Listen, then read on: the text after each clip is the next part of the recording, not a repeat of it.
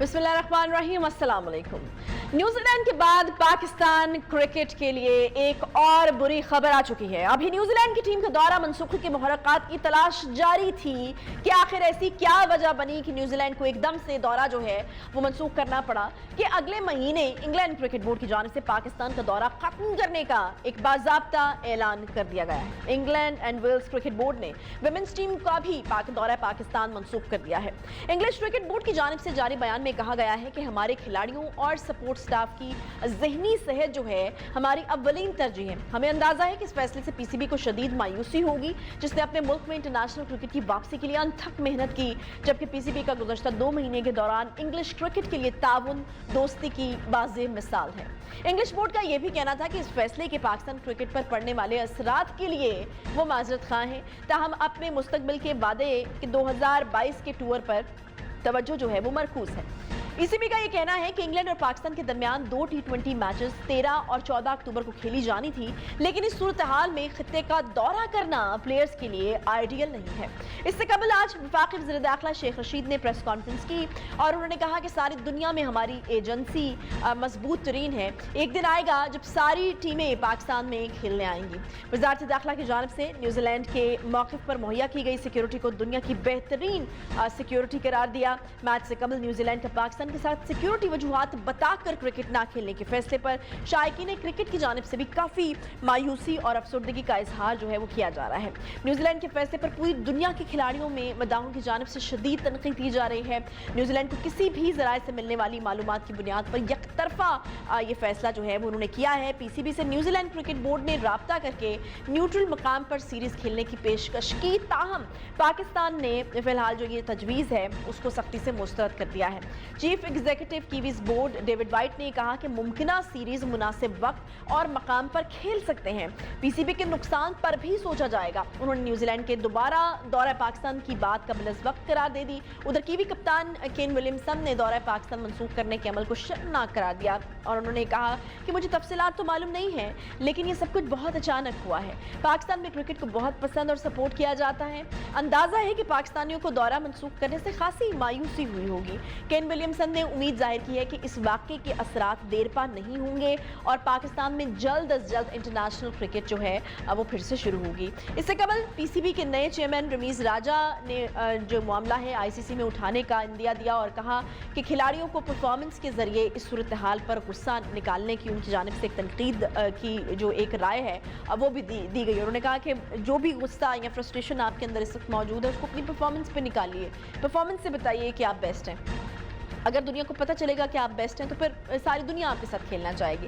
Cricket के असल champion Chris Gayle ने भी सूरत हाल पर जी ट्वीट किया है और कहा है कि पाकिस्तान जा रहा हूं, कौन कौन मेरे साथ जाएगा। ना सिर्फ यही नहीं बल्कि डेरिन सेमी ने गुज़श्ता रोज़ निजी टीवी के प्रोग्राम में बात करते हुए कहा था कि न्यूजीलैंड के फैसले पर बहुत ज़्यादा उनको भी मायूसी हुई है। पाकिस्तान में सिक्योरिटी का कोई मसला है ही नहीं। मुझे याद है पहले लोग पूछते थे पाकिस्तान जाएँ या नहीं, मगर अब लोग पूछते हैं कि पाकिस्तान जाकर गोल्फ कहाँ खेलें, खाना कहाँ खाएँ। जबकि मायूसी की सूरत हाल में पाकिस्तान क्रिकेट बोर्ड की साख की बहाली के लिए लाहौर कलंदर्स, कोटा ग्लैडिएटर्स और पेशावर ज़ल्मी का एक बड़ा ज़बरदस्त इनिशिएटिव सामने आ रहा है जी।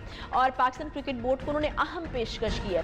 पीएसएल की तीनों बड़ी फ्रेंचाइजेस लाहौर कलंदर्स, कोटा ग्लैडिएटर्स और पेशावर ज़ल्मी जो हैं वो पाकिस्तान में पीएसएल के नुमाइशी मैचेस खेलने को तैयार हैं। तीनों फ्रेंचाइजेस ने गैर मुल्की खिलाड़ियों को भी बुलाने की यकीन दहानी कराई है। पाकिस्तान में इंटरनेशनल क्रिकेट की बहाली का ख्वाब हर पाकिस्तानी का है, मगर न्यूजीलैंड के बाद पाकिस्तान में क्रिकेट खेलने के लिए इंग्लैंड टीम की तरफ से भी अब इनकार हो चुका है। एक तरफ कुछ इंटरनेशनल टीमें पाकिस्तान में क्रिकेट खेलने की हामी हैं, उनके लिए पाकिस्तान महफूज मुल्क है, जबकि दूसरी तरफ वो ममालिक हैं जो पाकिस्तान के क्रिकेट को तबाह करना चाहते हैं। क्या पाकिस्तान में एक बार फिर से क्रिकेट जो है वो ज़वाल पजीरी का शिकार है? क्योंकि इस तरह की जो डिसअपॉइंटमेंट है या मायूस कुन रवैया जो है वो शायकीन के अंदर फैल रहा है और उनका ये बड़ा कंसर्न है कि क्या बाकी एक बार फिर से इंटरनेशनल क्रिकेट से जो है वो पाकिस्तान से रूठ जाएगी इंटरनेशनल क्रिकेट, और पाकिस्तान को न्यूजीलैंड के खिलाफ आईसीसी में क्या मौक़िफ़ अपनाना चाहिए, ये भी एक बड़ा अहम सवाल उठ रहा है कि इसको क्या मतलब इस तरह से तो नहीं जाने दिया जा सकता जिस तरीके से बैकआउट किया गया है। तो आईसीसी में जो एक फोरम है क्रिकेट के हवाले से, वहाँ पर जो है वो पाकिस्तान को न्यूजीलैंड के खिलाफ क्या मौक़िफ़ जो है वो अपनाना चाहिए। फैसल जावेद साहब, सेनेटर फैसल जावेद साहब हमारे साथ मौजूद हैं जी पीटीआई से, और इसके अलावा आकिब जावेद साहब साबिक़ क्रिकेटर हैं, वो भी हमें ज्वाइन करेंगे। फैसल साहब लाइन पर है हमारे साथ। अस्सलाम वालेकुम फैसल साहब। ठीक है फैसल साहब, बिल्कुल हमारे साथ होंगे एक ब्रेक के बाद। क्विकली एक ब्रेक लेते हैं, ब्रेक के बाद वापस आते, साथ रहिए।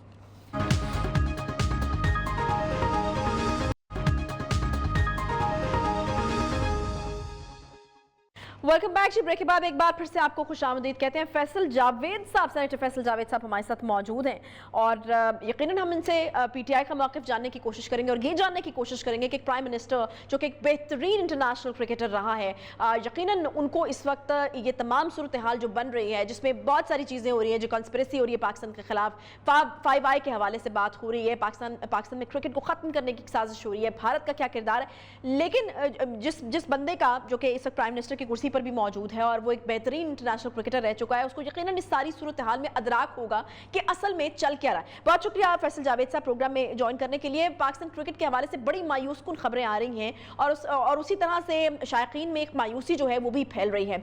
जानना मैं आपसे यही चाहूंगी कि प्राइम मिनिस्टर साहब जो हैं वो क्या कर रहे हैं इस हवाले से और किस हद तक अदराक है ये तमाम सूरत हाल जो हमारे इर्द गिर्द बन रही है, खासतौर पर क्रिकेट के हवाले से, उसको देखते हुए। देखिए, इस वक्त शौकीन क्रिकेट को बहुत बड़ी मायूसी हुई है क्योंकि पाकिस्तान ने क्या नहीं किया इंटरनेशनल क्रिकेट की बहाली के लिए। पाकिस्तान ने हर मुमकिन कोशिश की। पाकिस्तान एक बुरे मुश्किल फेज से गुजरा जब हमारी टीम पाकिस्तान में होस्ट ही नहीं कर सकती थी। हमें दुबई में होस्ट करना पड़ता था, यूएई में होस्ट करना पड़ता था। फिर भी हमारी क्रिकेट टॉप पे रही, हमारी T20 टीम टॉप पे रही, टेस्ट में हम नंबर 1 पे गए। तो पाकिस्तान टीम ने बड़ी एक मुश्किल टाइम से पाकिस्तान टीम गुजरी और बिल आखिर रिसेंटली हमने देखा पिछले 2-3 सालों में full scale international cricket Pakistan में बहाल हो गई। हमने होस्ट किया वेस्ट इंडीज को, साउथ अफ्रीका को, जिम्बाब्वे को, श्रीलंका को।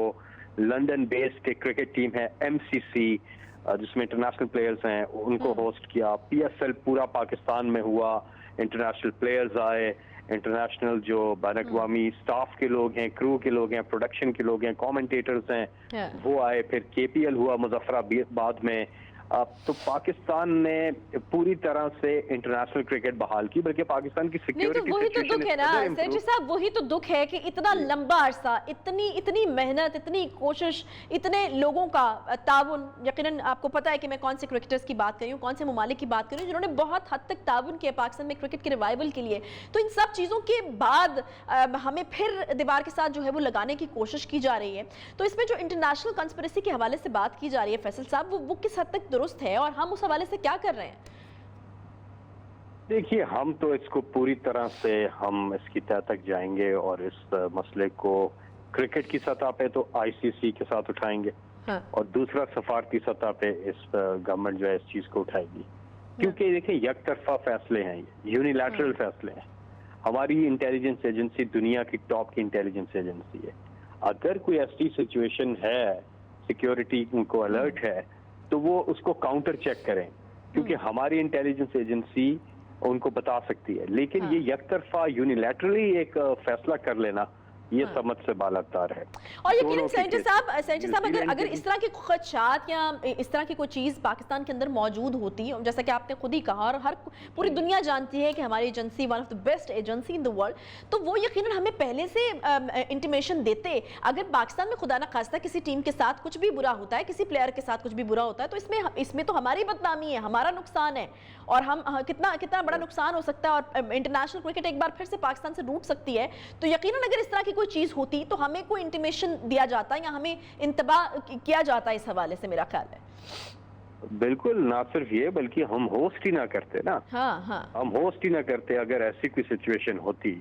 न्यूजीलैंड की अब सिक्योरिटी टीम पाकिस्तान आती है, तमाम तर मामलात का जायजा लेती है और अपनी तरफ से सेटिस्फेक्शन का इजहार करती है, और तभी तो न्यूजीलैंड क्रिकेट टीम पाकिस्तान आती है। और टॉस से बिल्कुल थोड़ी देर पहले वो फैसला करते हैं, एकतरफा फैसला करते हैं। देखिए, ये अच्छी चीज नहीं है दोनों एतबार से, न्यूजीलैंड के भी और इंग्लैंड दोनों के जो फैसले हैं, इस पे इन्हें बाद में खुद ही ये अफसोस करेंगे इस पे, क्योंकि इन्होंने ये ठीक फैसले नहीं किए।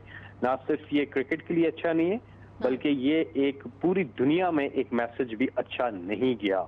और इससे अब करना क्या है हमें? अभी पाकिस्तान क्रिकेट की अगर बात करें तो रमीज राजा जो पाकिस्तान क्रिकेट बोर्ड के चेयरमैन है, हाँ। उनकी तरफ से एक बड़ा जबरदस्त स्टेटमेंट आया कि अब टीम को मजीद पहले से ज्यादा तगड़ा होना है। देखिए, पाकिस्तानी कौम वो कौम है जिसने पहले भी करके दिखाया और दोबारा भी करके दिखाएगी। इंशाल्लाह। पाकिस्तानी कौम दुनिया की सबसे ज्यादा रेजिलियंट कौम है और हमने अमन के लिए, दुनिया के अमन के लिए हमारी अफवाज ने, हमारी कौम ने कुर्बानियां दी हैं दुनिया के अमन को कायम करने के लिए।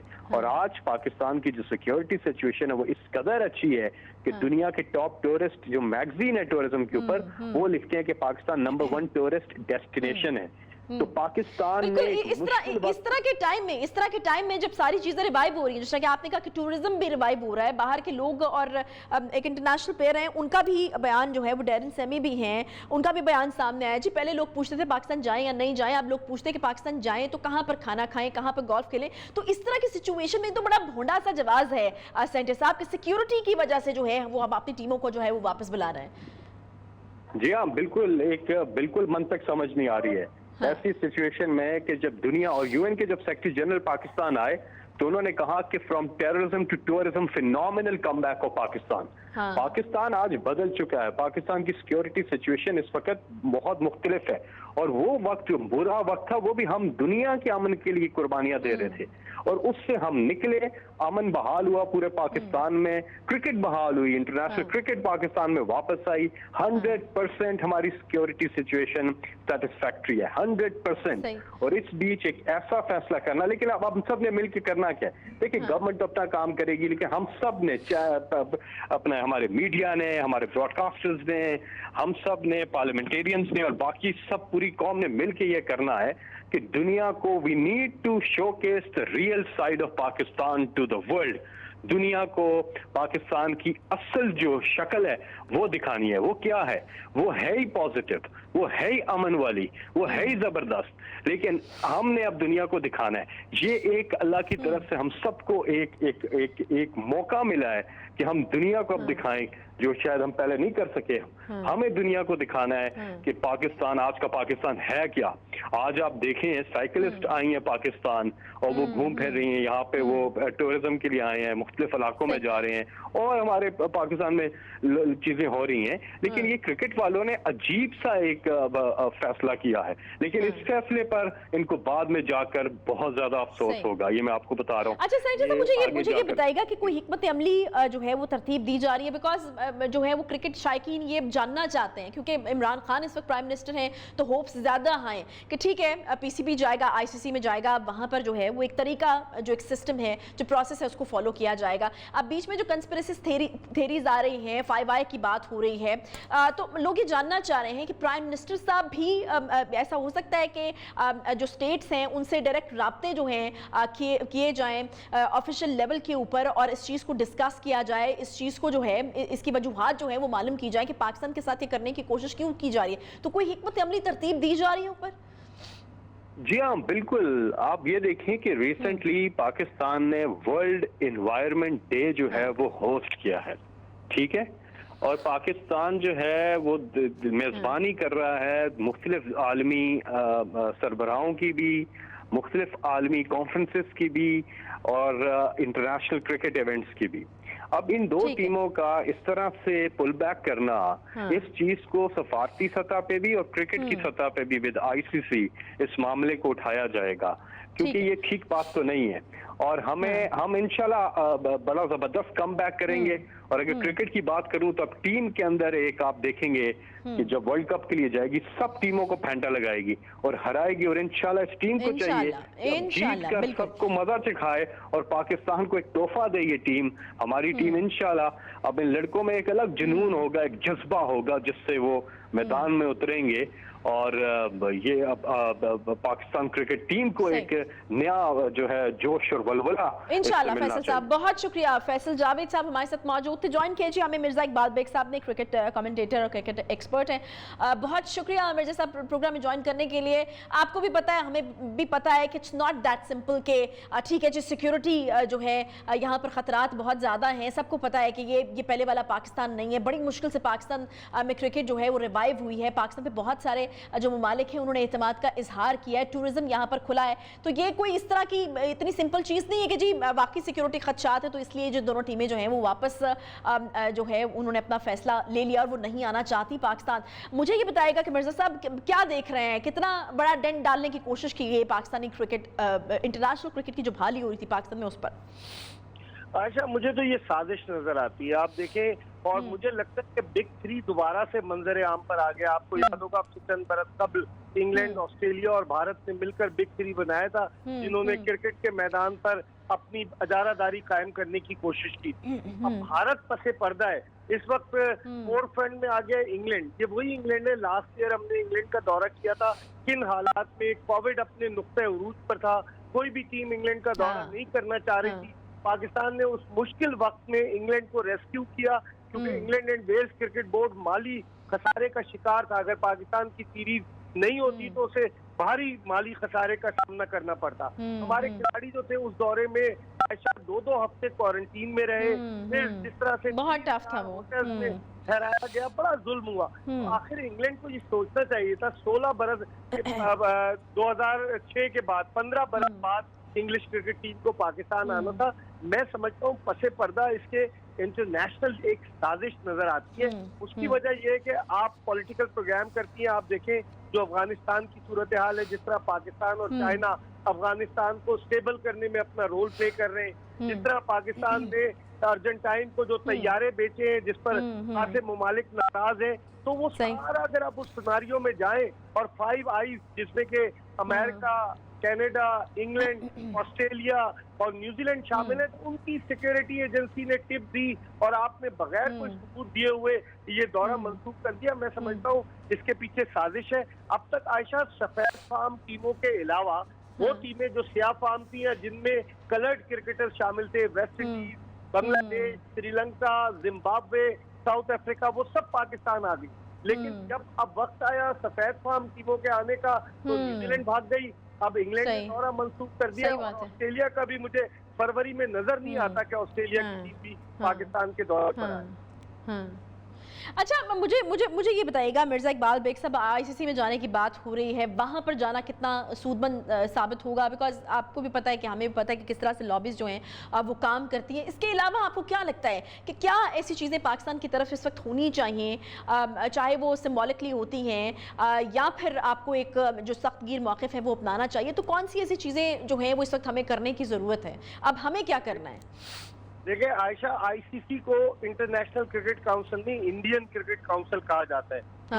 वहाँ पर भारत का इन्फ्लुएंस असर रसूख बहुत ज्यादा है। और अभी तो आईसीसी के नए चेयरमैन बने ग्रेग बार्कले, उनका ताल्लुक न्यूजीलैंड से, और उनको चेयरमैन बनाने में भारतीय लॉबी ने बड़ा वाइटल रोल प्ले किया। उससे पहले भारत के शशांक मनोहर जो थे वो आईसीसी के सदर थे।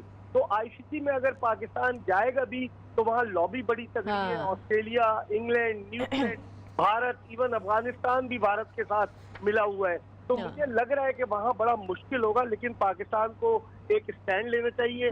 जिस तरह इंग्लैंड के साबिक कप्तान माइकल वॉन कह रहे थे कि ये सीरीज न्यूट्रल वेन्यू पे हो जाए। न्यूट्रल वेन्यू पे क्यों हो, हमारे मुल्क पे क्यों नहीं? और जमीन राजा ये कह चुके कि अब हम कोई सीरीज न्यूट्रल वेन्यू पे नहीं खेलेंगे, हम अपने मुल्क पे खेलेंगे। तो मैं समझता हूँ पाकिस्तान को अपने स्टैंड पर खड़ा रहना चाहिए। और पाकिस्तान की टीम आयशा कोई गई गुजरी टीम नहीं है।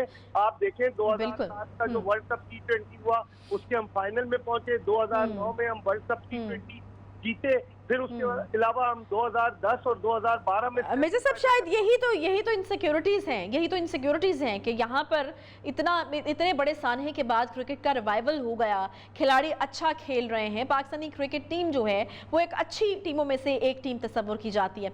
अच्छा मिर्जा साहब, मुझे ये बताइएगा कि ये 5 वाली जो एक कंस्पिरेसी चल रही है, आपको क्या लगता है? आपने तो ये भी कह दिया कि आईसीसी में जाना भी आपको लगता है कि उतना सूदमंद साबित नहीं होगा। फिर कुछ क्रिकेटर्स जो है अब वो इस तरह की चीज़ें जो है वो कह रहे थे, या फिर कुछ इस तरह के मशवरे भी मिल रहे हैं कि पाकिस्तान को बॉयकॉट कर देना चाहिए, 2020 को बॉयकॉट भी कर देना चाहिए। तो आपको लगता है कि इस तरह की चीज़ करने से हमें कोई फ़ायदा हासिल हो सकेगा या फिर हम और जो है वो साइडलाइन हो जाएंगे?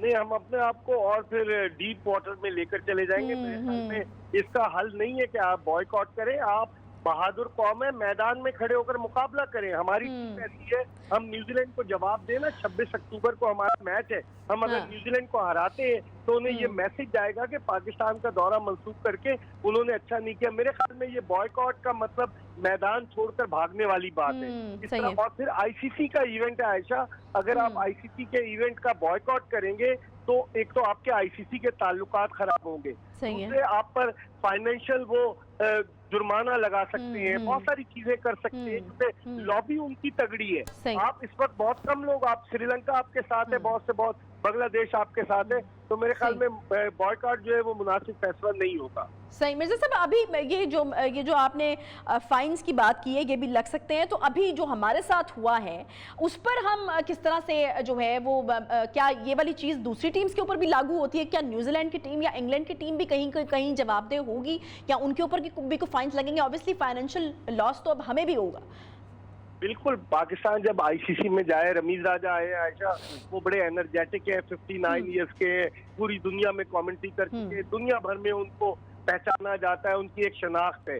जब वो आईसीसी में पाकिस्तान को रिप्रेजेंट करने जाएंगे तो इस मामले को उठाएंगे, क्योंकि हमें माली नुकसान भी, बहुत भारी माली नुकसान हमें बर्दाश्त करना पड़ा है। लेकिन अगर आप बात कर रही है कि न्यूजीलैंड या इंग्लैंड, अब एक तो न्यूजीलैंड, अब पाकिस्तान जब आईसीसी में जाए तो उससे पूछे कि आप हमें सबूत फराहम करें कि क्या आपके पास इत्तला थी कि आपको दहशतगर्दी का खतरा था। अगर आईसीसी में मामला हल नहीं होता तो आईसीसी के एक डिस्प्यूट रेजोल्यूशन कमेटी है, मामला वहां भी जा सकता है। लेकिन सवाल यही पैदा होता है, क्या आईसीसी के जो ममालिक है जिन्होंने अपना नेक्सस बनाया हुआ है, क्या वो पाकिस्तान की राह में रुकावट बनते हैं या गैर जानिबदाराना अंदाज से पाकिस्तान की अपील का जवाब दिया जाता है? सही है, बहुत शुक्रिया जी। मिर्ज़ा इकबाल बेग साहब हमारे साथ मौजूद थे। एक छोटा सा क्विकली हम ब्रेक लेंगे, ब्रेक के बाद वापस आते हैं, साथ रहिए।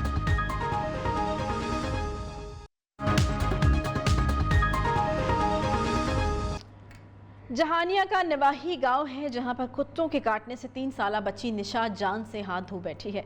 जहानिया के नवाही गांव में कुत्तों ने 3 साला निशा को उस वक्त मोड़ डाला जब वो हमसायों के घर से बाहर निकली तो हाथ में पकड़ा रोटी का टुकड़ा उसकी जान का दुश्मन बन गया। कुत्तों ने कमसिन बच्ची पर हमला कर दिया और करीबी खेतों में उठाकर ले गए।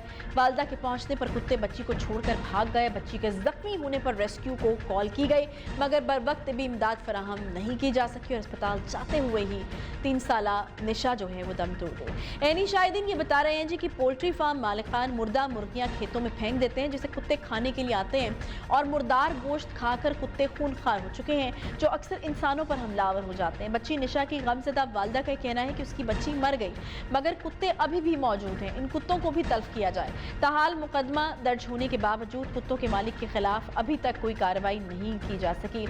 निशा की वालिदा जो है वो इस वक्त हमारे साथ मौजूद हैं। इंतहाई अफसोसनाक किस्म का ये वाक़या और दिल को दहला देने वाला ये वाक़या, बड़ा अफसोस हुआ हमें और यकीनन हम दिल की अता गहराइयों के साथ आपके साथ इस दुख में शामिल हैं। मुझे ये बताइएगा कि ये किस तरह ये वाक़या हुआ, कैसे, क्या वहाँ पर कुत्ते खुले छोड़े होते थे और अगर इस तरह से कोई चीज़ थी कि कुत्ते जो है वो वहाँ पर मौजूद रहते थे और वो मुर्दार खा कर खूनखार भी हो चुके थे, आपको नहीं मालूम था या आपको नहीं पता था? मेरी बाहर खेडन गई है, मैं तो अपने बच्चे का पिंगा हिलाउन डई सी। मेरी बच्ची बाहर गई है, खेड के आ गई है, गवांढियां घर गई है, उन्होंने टुकदी बुरकी दी है, बस कुत्तिया ने उन्होंने घेर लिया। मेरी बच्ची डिग्गी, कुत्ते तरू के लै गए। एक मलका का कुत्ता, 2 काले रंग के कुत्ते आ। मेरी बच्ची डिग्गी आ, मैं लभदी गई हाँ, मैं कहा निशा नी मेरी ये निशा, उन्हें कहा हूँ, मैं चौके कलेजे न ला ली, मैं उन्होंने एमरजेंसी लै गई। मेरी धी फट्टे ते मुक गई सी जी। उन्होंने पूछना चाहिए, कुत्ते मारने चाहिए। एक मलका का काले रंग का कुत्ता या 2 खाकी रंग के कुत्ते। अज तो मेरी बच्ची, कल किसी होर दी बच्ची, बच्चे सारिਆਂ ਦੇ साझे। मैं तो जी इतने वसदी बैठियां, धक्के खानियां। मेरे 2 ही बच्चे सी, एक बच्ची ते एक बच्चा। बच्ची मेरी 2.5 साल की, 3 साल की मेरी बच्ची खेड़ती मुक गई। मैनू इंसाफ चाहिए कि कुत्ते मराने चाहिए आ। मलका का कुत्ता खाकी दोबारा इतने ही वापस आंदा। सही। अब्दुल सलाम भी हमारे साथ मौजूद हैं, रिपोर्टर जहानिया से। अब्दुल सलाम, मुझे बताएगा कि वो उनकी तरफ से अपील की गई है कि उनको इंसाफ चाहिए। मुझे बताएं पुलिस ने अब तक क्या कार्रवाई की है, क्या मुल्ज़िमान को गिरफ्तार किया है जिन्होंने इतने खूनखार कुत्तों को खुला छोड़ा हुआ था? जी ऐशा, ये अफसोसनाक वाक़या जो जहानिया के नवाही गांव 108-10 में पेश आया है। यहाँ पर जो पालतू कुत्ते हैं, एक ज़मींदार के, उन्होंने निशा नामी बच्ची पर हमला कर दिया, जिससे वो शदीद जख्मी हुई। जख्मी बच्ची को उसकी वालदा जब लेके गई अस्पताल तो उसको एम्बुलेंस ना मिली, तो अपनी मदद आपके तहत ही वो हॉस्पिटल पहुंची, लेकिन उस वक्त तक जो बच्ची है वो अपनी जान की बाजी हार चुकी थी। जब हमारी उनकी वालदा से बात हुई तो उनका यही कहना था कि जो पालतू कुत्ते हैं, जो मालिक है इनको बांध कर नहीं रखते, खुले छोड़े हुए हैं, और उनके साथ जो आवारा कुत्ते वो भी शामिल थे। अब तक जो पुलिस ने कार्रवाई की है वो मुलजम जो मुनव्वर मेतला है उसके खिलाफ मुकदमा दर्ज कर लिया गया है, जबकि अभी तक मुलजम जो है पुलिस की गिरफ्त में नहीं आ सका। तो वालदा और वालदैन जो उनके बाप हैं, उनका यही कहना है कि पुलिस को चाहिए कि उनका जो मुलजम है, जिनको जब कुत्ते जिन्होंने छोड़े हुए थे, उनको गिरफ्तार करके करार वाक़ई सजा दी जाए। अच्छा, ठीक है, सही। अच्छा, मुझे ये बताएगा कि अब्दुल सलाम, ये पहले भी इस तरह का कोई वाक़या क्या रिपोर्ट हुआ है? क्योंकि जिस तरह ये भी इंफॉर्मेशन सामने आ रही है कि इनको मुर्दार खाने की आदत पड़ गई थी, पोल्ट्री फार्म वाले मुर्दा मुर्गियाँ वहाँ पर छोड़ जाते थे, और ये मामूल था कि कुत्ते वो जो है खेतों में से मुर्दा मुर्गियाँ खाते थे, और अब इनको आदत पड़ गई थी और इस वजह से लोगों के ऊपर जो है वो हमला कर देते थे। तो पहले क्यों नहीं कोई इनके खिलाफ कार्रवाई की गई?